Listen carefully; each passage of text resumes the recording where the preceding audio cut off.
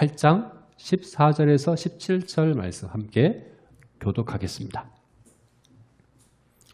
예수께서 베드로의 집에 들어가사 그의 장모가 열병으로 앓아 누운 것을 보시고 그의 손을 만지시니 열병이 떠나가고 여인이 일어나서 예수께 수종 들더라. 저물매 사람들이 귀신 들린 자를 많이 데리고 예수께 오거늘 예수께서 말씀으로 귀신들을 쫓아내시고 병든 자들을 다 고치시니 이는 선지자 이사야를 통하여 하신 말씀에 우리의 연약한 것을 친히 담당하시고 병을 짊어지셨도다 함을 이루려 하심이더라. 네, 아멘. 네, 마태복음 8장과 9장에는 예수님이 행하신 기적이 9가지가 나열되고 있습니다. 9가지. 네.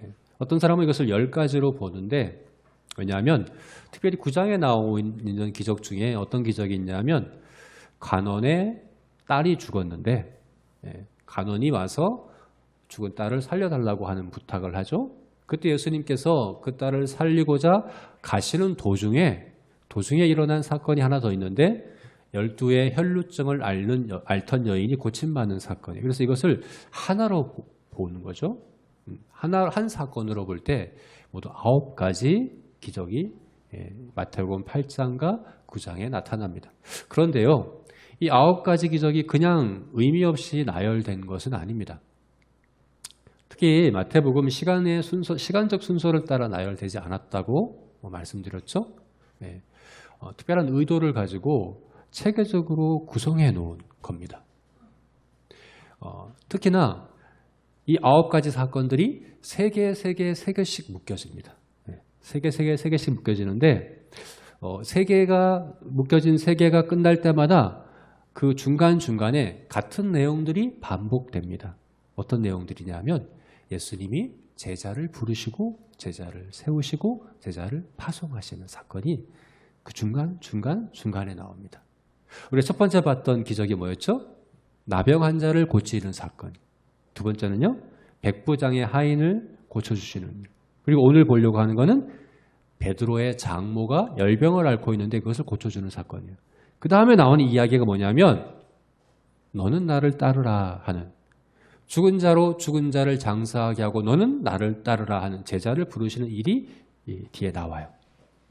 그 다음에 또 3가지 기적이 나오는데 바다와 바람을 꾸짖어 잔잔하게 하신 일이 나오고 그 다음에 무덤 사이에 있는 귀신 들린 사람 2사람을 고쳐주시는 사건, 그 다음에 중풍병자를 고쳐주시는 사건이 나오고 이 3가지가 나온 다음에 또 어떤 이야기가 나오냐면 제자인 마태를 부르시는 사건이 나옵니다. 이 마태복음의 저자인 마태를 부르시는 일이 나옵니다. 그 얘기가 나오고 또 3가지 기적이 나오죠. 앞에서 말씀드렸던 죽었던 간원의 딸을 살리시고 혈루병을 앓던 여인을 고치신 일과 그 다음에 맹인을 고치시고 그리고 말 못하는 자를 고치시는 이 3가지 사건이 나오고 나서 나오는 이야기가 12제자의 이름과 함께 그들을 파송하는 이야기가 나옵니다. 이렇게 규칙적으로 예수님께서 행하신 기적 3가지, 제자를 세우시는 이야기, 또 3가지 제자를 세우시는 이야기, 또 3가지 제자를 세우시고 파송하는 이야기, 이렇게 구성되어 있습니다. 특히나 이 마태복음은 유대인들을 대상으로 한 복음서이기 때문에 그렇거든요. 유대인들은 글을 쓸 때 먼저 구성을 짜고 거기에 내용을 집어넣기 때문에 이 구성 자체에도 메시지가 있거든요. 왜 이렇게 했을까? 우리가 한번 생각해 봅시다. 왜 3가지 기적과 제자를 세우시고 3가지 기적과 제자를 세우시고 또 3가지 기적과 제자를 세운 이야기가 이렇게 나열되고 있을까? 왜 그럴까요, 여러분? 왜냐하면 이것은 사실은 어떻게 보면 5장부터 7장까지 있었던 산상설교의 연장선이라고 볼 수 있습니다. 그래서 제가 주보에 이것의 소제목을 제자들의 현장 체험이다 이렇게 붙여봤습니다. 현장 체험이다. 네. 교실에서 이론적으로 말로써 배우는 것에 그치지 않고 실제 삶의 현장에서 경험을 통해 배우는 일, 제자들이 배우는 거죠. 그래서 사실 이 사람들의 병을 고쳐주시고 또 그들의 어려움들을 해결해 주시는 이 일은요, 예수님이 구제사역하고 치유사역한 것에 초점이 있지 않습니다. 제자들을 가르치시는 데 초점이 있습니다. 뭘 가르치십니까? 참된 믿음, 바른 믿음, 천국 백성의 믿음에 대해서 가르치시는 거죠. 우리가 그런 이해를 갖고 오늘 본문을 봐야 되는 거죠. 첫 번째, 나병 환자를 고치신 사건은 어디에 초점이 있었습니까? 예수님의 원하심에 있었죠. 나병 환자가 예수님께 주여 원하시면 저를 깨끗하게 하실 수 있습니다. 예수님은 내가 원하노니 깨끗함을 받으라. 예수님이 나병 환자를 고칠 수 있나 없냐 하는 그 능력에 초점이 있는 게 아닙니다. 나병 환자가 낫는 것은 예수님의 능력의 유무에 달려 있지 않습니다. 어디에 달려 있습니까? 주님의 원하심에 달려 있습니다. 그래서 우리가 천국 백성으로서 그리스도의 제자로서 가져야 될 믿음은 단순히 예수님이 어떤 능력이 있는가를 알고 믿는 그 정도가 아니에요. 그것은 사탄도 마귀도 갖고 있는 믿음이에요. 제자가 가져야 될 믿음은 뭡니까? 주님의 원하시는 것이 무엇인지 그것을 알고 또 알고자 하고 그것을 구하고 그것을 삶으로 행하는 자, 그것이 바로 제자에게 요구되는 믿음이다 하는 것이 첫 번째 사건을 통해서 우리에게 제자들에게 가르쳐 주신 거죠. 우리가 지난주에 봤던 백부장의 하인을 고치신 사건도 마찬가지입니다. 예수님은 백부장의 믿음에 대하여 놀라셨습니다. 깜짝 놀라셨습니다. 왜 놀라셨습니까? 백부장이 믿는 믿음이 뭐에 대한 믿음이었기 때문에 그렇습니까? 예수님의 권위에 대한 믿음이었기 때문에 그렇습니다. 백부장은 나도 남의 수하에 있다. 남의 권위 아래에 있다. 그리고 내 아래에도 100명이라는 군사가 내 권위 아래에 있는데 이 100명이라는 군사, 이 범위 안에서는 제 말이 법입니다. 제 말이 절대적인 권위를 가졌습니다. 가라 하면 가고 오라 하면 오고 행하라면 행합니다. 이게 권위인데 주님은 온 땅이 주님의 권위 아래에 있지 않습니까? 라고 얘기하는 거예요. 그래서 직접 저희 집으로 오지 마시고 이방인의 집에 유대인이 가는 것은 사실은 비난받고 손가락질 받을 일이었거든요. 그러니까 저희 집에 오시는 걸 저는 감당하지 못하겠습니다. 말씀으로만 하십시오. 왜냐하면 여기나 저기나 온 땅이 주님의 권위 아래에 있기 때문에 주님의 말씀이 곧 법이고 절대적이기 때문에 말씀으로만 하십시오. 이렇게 주님의 권위에 대해서 정확히 이해하고 고백하는 그 백부장의 믿음에 놀라신 겁니다. 놀라실 뿐만 아니라 그게 바로 구원받는 천국 백성의 믿음이라고 말씀하십니다. 아브라함의 자손인 나라의 본 자손들은 다 바깥 어두운 곳에 쫓겨나서 이를 갈게 되더라도 아브라함의 혈통이라는 것이 구원 얻게 하는 것이 아니라 바로 이 믿음을 가진 자가 아브라함의 영적 DNA인 이 믿음을 가진 자가 진정한 아브라함의 자손이고 진정한 천국 백성입니다. 어떤 믿음입니까? 주님의 권위를 인정하는 믿음. 주님의 권위 아래 순종하는 그 믿음이 진정으로 구원 얻는 믿음이라는 것을 그 사건을 통해서 가르쳐 주신 거죠. 우리 주님의 능력은요, 그냥 단순한 능력이 아닙니다. 권위를 행하시는 능력입니다. 그래서요, 주기도문에서, 주기도문 우리 성령에서, 주기도문 성령이 어떻게 끝납니까? 나라와 건세와 영광이 영원히 아버지의 것입니다. 나라와 건세와 영광이 할 때 중간에 건세라는 말이 원문으로는 능력입니다. 능력이에요. 근데 이것을 권세라고 번역을 했습니다. 대부분의 한글 성경이 다 능력이 아니라 권세라고 번역했어요. 제가 확인한 성경 가운데는 딱 하나, 이제 한글 킹 제임스에서만 이것을 능력이라고 번역을 했더라고요. 나머지 성경은 딱 권세로 번역했습니다. 너무 잘된 번역이죠. 주님의 능력은 그냥 능력이 아닙니다. 권위 있는 능력입니다. 권위를 위한 능력입니다. 제자인 우리가 고백해야 될, 또 믿어야 될 주님의 그 능력은 뭡니까? 권위입니다. 권위를 위한 능력, 권위가 있는 그 능력인 것이죠. 우리가 지난주 말씀에서는 그것을 확인했습니다. 그렇다면 오늘 우리가 본 말씀, 오늘 보고자 하는 말씀, 베드로의 장모의 열병을 고쳐주신 이 사건은 우리에게 뭘 가르치려고 하는, 제자들에게 무엇을 가르치려고 하는 것일까요? 시간적 순서를 따지면 앞선 두 가지 사건보다 사실 이것이 먼저 와야 하는데 베드로는 의도를 갖고 이것을 세 번째 사건으로 기록을 하고 있습니다. 그리고 우리 16절 말씀을 보게 되면 많은 사람들이 다 와서 고침을 받았기 때문에 이 사건 말고도 병 고침 받은 사건들 기록하려면 다른 것도 많습니다. 그런데 왜 이것을 선택하여 여기다 기록했을까? 이 사건이 어떤 특별함이 있을까? 우리가 생각해 봐야 되겠죠. 그죠? 왜 여기 기록되었을까요? 이 사건이. 이 베드로의 장모를 고치신 사건은 뭐가 특별합니까? 특별한 것들에 대해서 한번 우리가 하나씩 점검해 봅시다. 첫 번째로 생각해 볼 수 있는 것은 이거예요. 다른 병자들은 그 병자가 예수님께 찾아오거나 또 옆에 다른 사람이 찾아와서 고쳐주시기를 구했습니다. 부탁했습니다. 예수님께. 그래서 예수님께서 고쳐주셨어요. 나병 환자는 직접 찾아왔고 백부장의 하인은 백부장이 찾아와서 고쳐주기를 구했습니다. 나머지 병자들도 마찬가지입니다. 그런데 오늘 본문에 나오는 베드로의 장모는 특이한 부분이 있죠. 그 고쳐달라고 하는 부탁이 없습니다.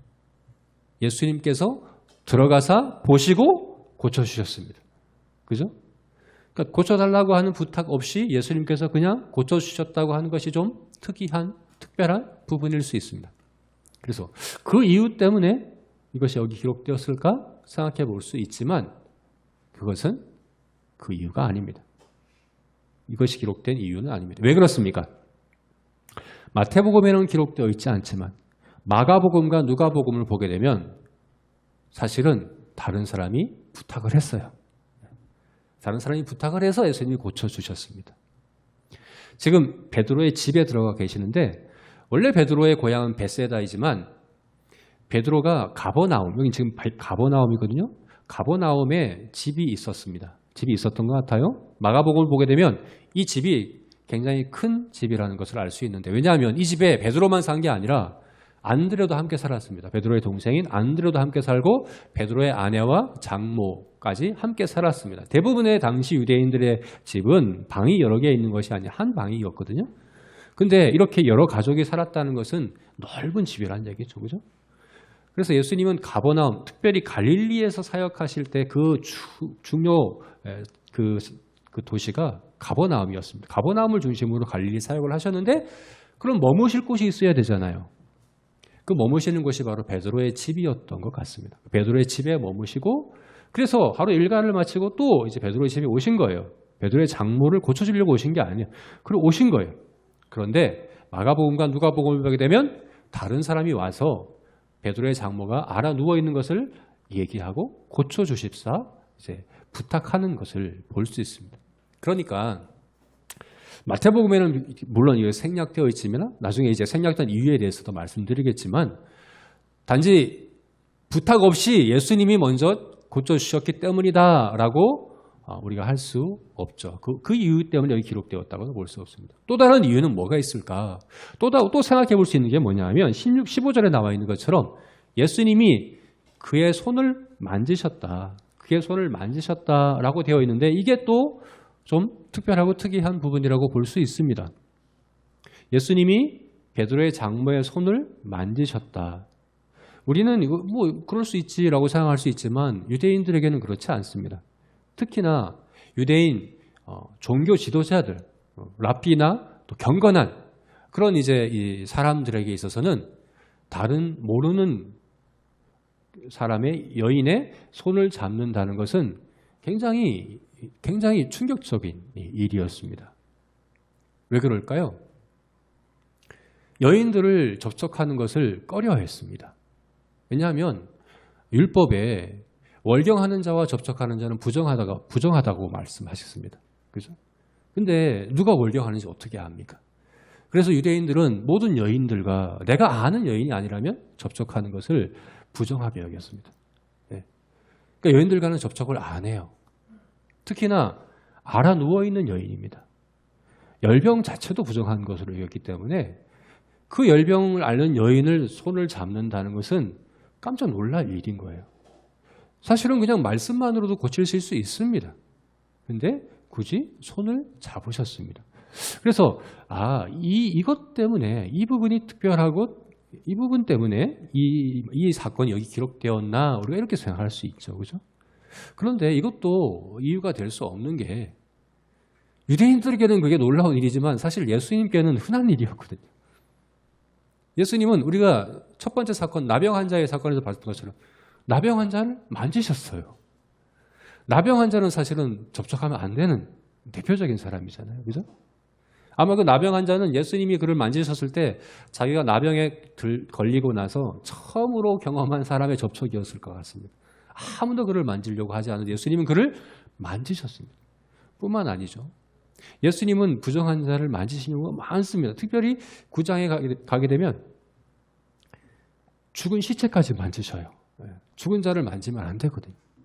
죽은 시체까지 말씀만이 아니라 직접 손으로 만지시기까지 하신 것을 보게 됩니다. 그러니까 예수님이 부정한 사람을 직접 손으로 만지셨다 하는 게 사실 예수님께는 특이한 게 아닙니다. 그 일 때문에 이 사건이 여기 꼭 기록되었다라고 우리가 그렇게 이유를 보기는 어렵다는 거죠. 그렇죠? 그렇다면 오늘 본문이 어떤 부분에서 특별한 부분이 있어서 여기 기록되었을까 생각해 볼 수 있습니다. 어떤 부분일까요? 우리가 다루지 않은 또 특별한 오늘 본문에 특별한 한 가지 내용이 있는데 그게 뭡니까? 예수께 수종 들더라. 베드로의 장모가 열병이 떠나고 낫자마자 한 일이 뭡니까? 예수께 수종 들었다 하는 거죠. 이것은 다른 사건에서 볼 수 없는 이 사건만의 아주 특별한 부분이죠. 그죠? 나음을 입은 그 사람이 예수님께 즉시로 수종 들었다 하는 이것 때문일까요? 네. 바로 이것 때문에. 바로 이 부분 때문에 이 사건이 여기에 기록되어 있다고 볼 수 있습니다. 왜 그렇습니까? 여기 수종 들었다고 하는 이 수종 든다라는 이 표현이요. 우리말 성경이 잘 번역하고 있어요. 우리말 성경은 이것을 섬기기 시작하였더라라고 번역을 했습니다. 섬기기 시작하였다. 이것은 섬김을 의미합니다. 섬긴다 하는 것을 의미합니다. 예수님께서 나는 인자는 섬김을 받으려 함이 아니요 섬기려 하고 많은 사람을 위한 대속물로 생명을 목숨을 주기 위해서 왔다라고 할 때 그 섬김이라는 표현이 바로 이 표현입니다. 이 섬김은 부족한 것을 채워준다라는 의미가 있습니다. 그래서 25장에서 내가 나그네 되었을 때, 내가 헐벗었을 때, 내가 줄일 때, 내가 목마를 때 너희가 나에게 먹을 것을 주고 입혀주고 마실 것을 줬다. 그러니까 부족한 것을 채워줬다 할 때 그 표현이 바로 이 표현입니다. 부족한 것을 채워줬다는 표현. 아마도 직접적으로는 베드로의 장모가 아마 음식을 대접했겠죠. 그죠?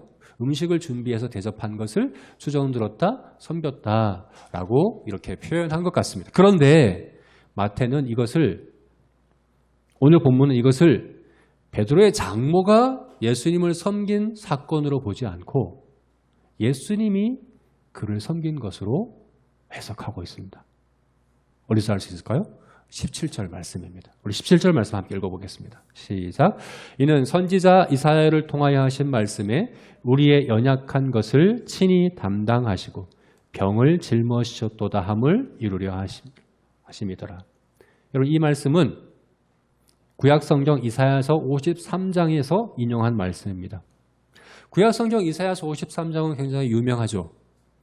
대표적으로 5절 말씀은 우리가 잘 아는 말씀인데 53장 5절 어떤 말씀입니까?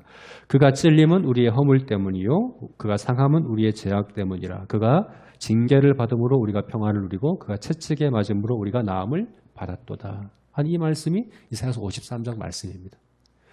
이것을 우리가 어떻게 부르냐 하면 고난받는 종의 노래다 이렇게 얘기합니다. 예수님이 앞으로 장차 오셔서 우리를 구원하시는데 그것은 바로 고난받는 종으로서 우리를 구원하실 것을 이사야가 예언한 말씀인데 그걸 여기에 지금 인용하고 있습니다. 그리고 이 말씀을 이루시려고 이렇게 하신 것이다 라고 말하고 있는 거죠. 고난받는 종, 섬기는 종인데 특별히 고난받는 종으로서 예수님께서는 오셨고 지금 하신 사건은 바로 예수님이 고난받는 종으로 섬기신 사건이다 라고 오늘 성경이 이렇게 우리에게 설명해 주고 있기 때문에 그렇다는 거죠. 그래서 사실은 오늘 본문은 베드로의 장모가 예수님을 섬긴 일이기도 하지만 그보다 먼저 예수님이 그를 섬긴 일입니다.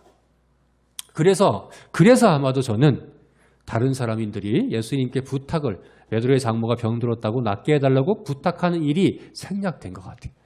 그것을 생략하고 예수님이 적극적으로 그를 보시고 들어가시고 만지셔서 그를 고치신 예수님의 섬김에 큰 강조점을 두고 거기에 초점을 두고 있다는 것을 우리가 보게 됩니다.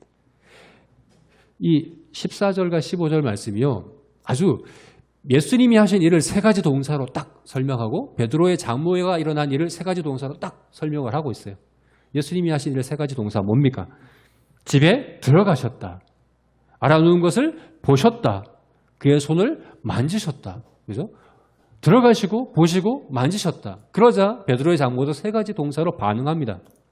열병이 떠나가고 일어나고 수종 들었더라. 이렇게 세 가지로 반응하고 있죠. 예수님의 섬김과 또 그에 대한 반응으로 여인의 섬김이 뒤따라 나오는 것을 우리가 보게 되는 것이죠. 그렇습니다, 여러분. 예수님이 병을 고쳐주시는 사건인 표적입니다. 우리에게 무엇인가를 가르쳐주기 위한 표지판입니다. 뭘 가르쳐주기 위한 것입니까? 특별히 여기서는 예수님이 우리를 섬기는 분이시다. 예수님이 우리의 연약함을 담당하시고 죄를 짊어지심으로 우리를 섬기시는 분이시다 하는 사실을 우리에게 말해주고 있는 겁니다. 천국 백성으로서 그리스도의 제자로서 우리가 가져야 되는 믿음은 무엇입니까? 바로 예수님의 섬김에 대한 믿음입니다. 네. 예수님은 예수님의 원하심을 따라 행하십니다. 또 예수님의 권위 아래 우리가 있습니다. 그러나 그것만이 아닙니다. 예수님이 원하시면 자기 이기적인 마음과 이기적인 목적으로 또 권위로 한다면 그냥 강압적으로 억압해서 그렇게 우리를 다스리시는 것일 수도 있잖아요. 그런데 그게 아니라 주님은 주님의 그 원하심과 주님의 그 권위를 우리를 섬기기 위해 사용하신다라고 말씀을 하고 있는 거죠. 우리를 섬기는 일에 그렇게 사용하십니다. 이기적으로 강압적으로가 아니라 우리의 연약함을, 우리의 피로를 채우시고 우리를 돌보시고 우리를 고치시고 우리를 온전케 하시는 그 일, 그 섬김을 위해서 예수님의 모든 원하심과 권위가 사용되어진다는 사실을 우리는 믿어야 합니다. 그게 바로 천국 백성인 제자들이 가져야 되는 믿음인 것입니다. 그래서 그렇다면 구체적으로 나는 천국 백성으로서 그리스도의 제자로서 예수님이 나를 섬기신다. 예수님의 섬김으로 말미암아 내가 온전해진다는 그 믿음을 어떻게 우리에게 적용시킬까를 세 가지로 우리가 또 정리하고 또 적용해 왔으면 좋겠습니다. 첫 번째는 우리의 모든 연약함을 예수님께 맡겨드려야 합니다. 그것이 바로 예수님의 섬김을 우리 삶에 적용시키는 첫 번째 우리가 해야 될 바입니다. 우리 모든 연약함을 예수님께 맡겨드립시다. 우리 17절 말씀에서 우리 연약한 것을 친히 뭐라고요? 담당하시고. 이 담당하셨다는 말의 의미가 뭡니까? 담당하셨다.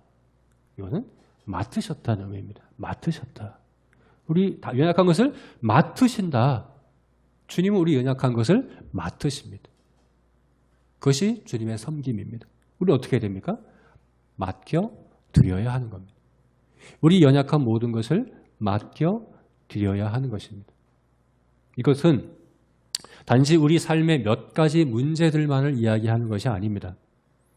우리 삶에 그냥 병에 걸렸으면 병 고침을 받고 또 뭐 어디 관계 어려움이 있으면 관계 어려움을 뭐 이런 정도의 그냥 몇 가지 일들과 일부분만을 맡으신다는 의미가 아닙니다. 우리 전 삶을 맡으신다는 것으로 이해할 수 있습니다. 오늘 본문을 보면요. 사실은 첫 번째 사건부터 나병 환자를 고치신 사건, 이방인을 고치신 이방인 백부장도 이방인이지만 백부장의 하인도 이방인이었을 것이거든요. 이방인을 고치신 사건 그리고 여인을 고치신 사건 이 공통점이 있어요. 이 세 사람의 공통점이 있습니다. 뭡니까? 사회적으로 소외되고 가장 천대받던 사람들입니다. 나병 환자는 그 질병으로 인해서 소외되고 천대받던 사람입니다. 이방인은 유대인들로부터 개같이 여겨졌습니다. 상종하지 않으려고 했던 사람이 이방인입니다. 그리고 여인도 당시에 천대받고 소외당하던 사람입니다. 앞서 말씀드렸던 것처럼 예수님은 많은 병자를 고치셨습니다. 다른 병자들도 많습니다. 그런데 왜 마태복음은 시간적 순서를 모두 다 뛰어넘어서 8장에서 가장 전면에 내세운 병자가 사회에서 가장 소외받은 이 사람들이겠습니까? 왜 가장 천대받고 멸시받는 나병 환자와 종교적으로, 육체적으로, 또 사회적으로, 신분적으로 이렇게 건강한 사회생활을 할 수 없는 이 사람들을 가장 전면에 내세웠겠습니까? 주님은 단지 그들의 육체적인 질병을 고치는 것에만 관심이 있으시는 것이 아니기 때문입니다. 그들의 전 삶이 건강하기를, 온전히 회복되기를 원하시는 것이 바로 주님의 뜻이고, 그래서 성경은 그것을 전면에 내세웠다고 볼 수 있는 것입니다. 괜히 이 세 사람을 선택한 것이 아니라는 것이죠. 그죠? 여러분, 주님은 우리의 연약함을 담당하시기 원하십니다. 내가 생각하는 연약함과 주님이 생각하는 연약함이 다를 수 있습니다. 네, 다를 수 있어요. 사실은 내가 생각하는 난 이게 연약하다고 생각하지 않는데 주님은 다른 것을 연약하다고 보실 수 있습니다. 그때 어떻게 해야 됩니까? 맡겨드려야 합니다. 주님께 맡겨드려야 합니다. 우리 삶 전체를 맡겨드려야 합니다. 네. 그것이 바로 우리가 주님의 섬김을 인정하는 그런 태도입니다. 내가 생각하는 연약함만 해도 그렇죠, 그죠? 어디 연약함이 있습니까? 사실은 너무나도 많죠, 그죠? 제대로 하는 게 하나도 없는 것 같아요. 네. 성으로 치면 성벽 곳곳이 무너져 있고 또 기반이 다 허물어져 있는 것은 아닌가. 자녀 교육도 제대로 하고 있는 것 같지 않고 개인적인 삶도 제대로 통제하고 이렇게 잘 건강하게 살아가지 못하는 것 같고 시간 사용도 그렇고 돈의 사용도 그렇고 건강 문제도 그렇고 제대로 할 수 있는 게 없는 것 같아요. 네. 어떻게 해야 됩니까? 맡겨드려야 합니다. 주님께 맡겨드려야 합니다. 주님은 우리의 연약함에 관심이 있으십니다. 네. 주님은 우리 연약함을 주목하십니다. 그리고 그것을 내가 담당하겠다라고 말씀하십니다. 그것이 바로 우리가 주님의 샬롬, 참된 평강, 모든 것이 주님의 뜻대로 질서 잡힌 그 참된 샬롬을 회복해가는 유일한 과정인 것입니다. 주님께 우리 삶의 전 영역을 맡겨드립시다. 모든 것들을 주님이 섬기시도록, 주님이 담당하시도록 맡겨드리는 그런 저와 여러분이 되었으면 좋겠습니다. 두 번째로는 우리의 죄를 십자가 앞에 가지고 나아가야 합니다. 특별히 주님은 주님의 섬김에 대하여 인자는 섬김을 받으려 함이 아니요 섬기려 하고 많은 사람을 위하여 자기 목숨을 대속물로 주려 함이라 라고 말씀하시며 주님의 섬김을 주님의 죽으심이 그죠? 주님이 십자가에 죽으신 대속물로 죽으신 그것이 바로 주님의 가장 궁극적이고 가장 중요한 섬김이다라고 말씀하고 있습니다. 주님의 섬김은 곧 바로 우리 죄를 위하여 십자가에서 죽으신 그 사건 없이 우리는 이해할 수 없는 거죠. 우리가 주님의 섬김을 인정하는 우리의 태도는 어떠해야 합니까? 우리 죄의 문제를 갖고 나아가는 것이죠. 주님 앞으로 갖고 나아가는 것이죠. 그 죄의 문제를 주님의 섬김으로 해결하는 것이죠. 우리의 죄를 십자가에 못 박는 것이죠. 이미 믿는 우리들은 주님의 대속하심으로 말미암아 의롭게 되었습니다. 이것은 죄에 대해서 우리가 십자가에 못 박힌 것이라고 할 수 있습니다. 주님의 대속하심으로, 주님의 그 섬김으로 이미 우리는 죄로부터, 죄의 건세로부터, 죄의 정죄로부터 해방되었습니다. 그러나 여전히 남아있는 것은 우리가 죄를 죽이는 일입니다. 여전히 우리 안에 남아있는 죄의 본성과 죄의 생각들, 그게 죽기 전까지 계속 있을 거거든요. 완전히 해결되지 않을 거거든요. 우리의 삶은 그것을 날마다 십자가에 못 박아 죽이는 일인 것이죠. 육체의 소욕이 아니라 성령의 소욕을 좇으며 따르며 우리 안에 있는 죄의 생각과 선한 일을 하지 못하게 하고 악한 일을 행하게 하는 그 모든 죄의 본성들을 날마다 굴복시키는 그 일들을 우리 힘으로 아니요 주님의 섬김으로 해나가는 것이 바로 우리가 주님의 섬김을 우리 삶에 적용시키는 태도이고 또 그것이 우리의 일인 것이죠. 그러므로 우리의 죄를 십자가 앞으로 가지고 나아갑시다. 때로는요, 다른 모든 연약함들이 해결되지 않은 채 주님께서 그냥 두실 수도 있습니다. 왜 그렇습니까? 사실은 다른 모든 연약함들은 그 근본 원인이 죄에 있기 때문에 그래요. 그래서 우리가 병에 걸리면, 어디 아프면 통증을 느끼는 것은 이건 이게 병의 증상이지만 이거 필요한 겁니다. 코로나19 바이러스를 이제 코로나19에 감염된 사람 중에 누가 가장 위험합니까? 무증상자가 위험하죠, 그죠? 증상이 없으면 걸린 줄도 모르잖아요. 위험한 겁니다. 증상이 있는 것은 우리가 감염됐다는 알려주는 은혜이기도 한 거죠. 사실 우리 삶에 여러 가지 고통이 있는 것은 죄의 심각성을 알 줄 하나님의 은혜일 수 있습니다. 정말 우리가 두려워해야 하는 것은 무엇입니까? 우리 안에 있는 죄입니다. 죄를 두려워하고 죄를 심각히 여겨야 하는 것이죠. 어쩌면 주님은 이것이 바로 우리에게 원하시는 바입니다. 다른 모든 것들에 있어서 주님께 맡겨드립니다. 주님의 섬김을 원합니다. 라고 하지만 죄에 대해서는 무감각하고 무신경하고 또 죄를 십자가에 가지고 나간 일에 대해서는 게을리한다고 한다면 그는 정말 주님의 섬김에 대해서 부정하고 거부하는 것이라고 볼 수 있는 것입니다. 오늘 마태는 이사야서 53장에 종의 그 기도, 종의 노래, 고난받는 그 종의 노래를 병고침의 이 사건에 가져와서 병뿐만 아니라 우리 삶의 모든 연약함과 모든 문제들의 근본 원인을 죄의 문제에서 찾고 있다는 것. 이것은 여러분 직접적으로 내가 무슨 죄를 지면 이런 문제가 나타나고 이런 문제가 는 바로 이런 죄 때문에 이렇게 직접적으로 연관성이 있다는 그런 의미가 아닙니다. 물론 그런 경우도 있지만 대부분은 그렇지가 않습니다. 네.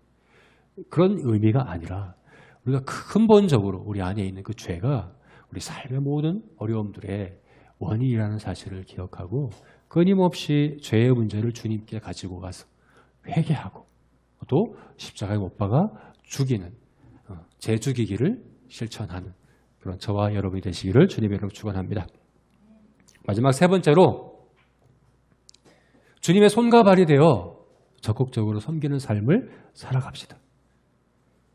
주님의 손과 발이 되어 적극적으로 섬기는 삶을 살아갑시다. 오늘 본문에 수종 들었다라는 이 표현이요, 헬라어로는 코이노네오라는 단어인데 집사의 직분이라는 말이 여기서 왔습니다. 코이노네오스. 네, 정확한 단어가 또 생각이 안 납니다. 하여튼 그것의 명사형입니다. 코이노네오, 코이노네스. 네, 나중에 찾아보세요. 자, 아무튼 네, 집사의 직분이 이거예요. 오늘 그 베드로의 장모가 열병을 앓아 누워 있다가 낫자마자 한 일은 뭡니까? 섬기는 일이었습니다. 사실 이것은 그의 그 병이 완전히 나았다는, 회복되었다는 것을 나타내는 증거이기도 합니다. 그죠? 완전히 다 나았다는 것이 즉시 일어나서 섬기는 그 모습을 통해 알 수 있다는 것이죠. 그래서 사실은 섬김은 특권입니다. 다 나은 사람만 할 수 있는 특권입니다. 회복된 사람만 할 수 있는 특권입니다. 주님의 섬김 안에 있는 사람만 할 수 있는 것이 바로 내가 섬기는 그 일이다 하는 사실을 우리가 기억했으면 좋겠습니다.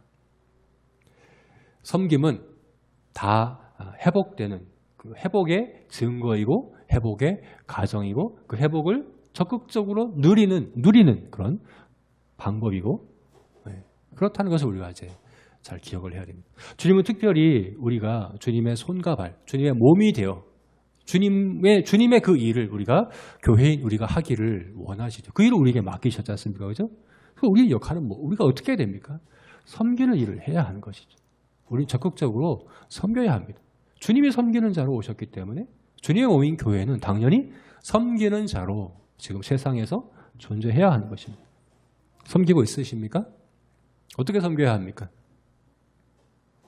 주님이 만약 지금 이 시대에 이곳에 계신다고 한다면 누굴 섬기시겠습니까? 누굴 가장 먼저 섬기시겠습니까? 오늘 마태복음 8장에서 가장 전면에 내세운 그 사람들인데 오늘날은 어떤 사람들이 가장 전면에 내세워지겠습니까? 가장 소외되고 가장 천대받고 가장 가난하고 가장 힘없는 그들이 누구입니까?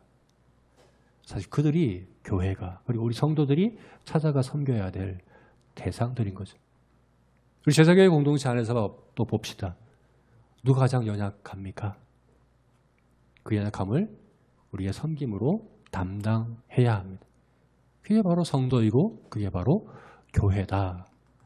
그리고 주님은 그것을 나에게 한 것이다 라고 인정하시겠다고 분명히 말씀하고 있는 것이죠.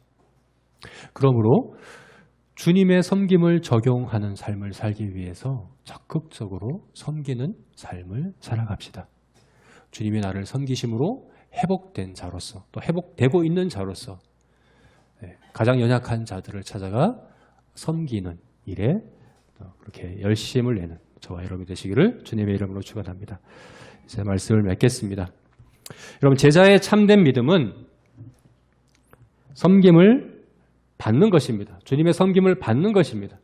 주님의 섬김에 나의 전 삶을 맡겨드리는 것입니다. 그 제자의 참된 믿음은 특별히 죄의 문제를 주님께 가지고 나가서 주님의 섬김으로 죄의 문제를 해결하는 삶을 살아가는 것입니다. 그리고 또 제자의 참된 믿음은 주님의 손과 발이 되어 주님이 섬기고자 하는 그 대상들을 찾아가 직접 적극적으로 섬기는 그런 삶을 살아가는 것이 바로 제자의 참된 믿음입니다. 저와 여러분이 그와 같은 주님의 섬김을 우리 삶 전 영역에 실천하는 우리 모두가 되었으면 좋겠습니다. 기도하겠습니다.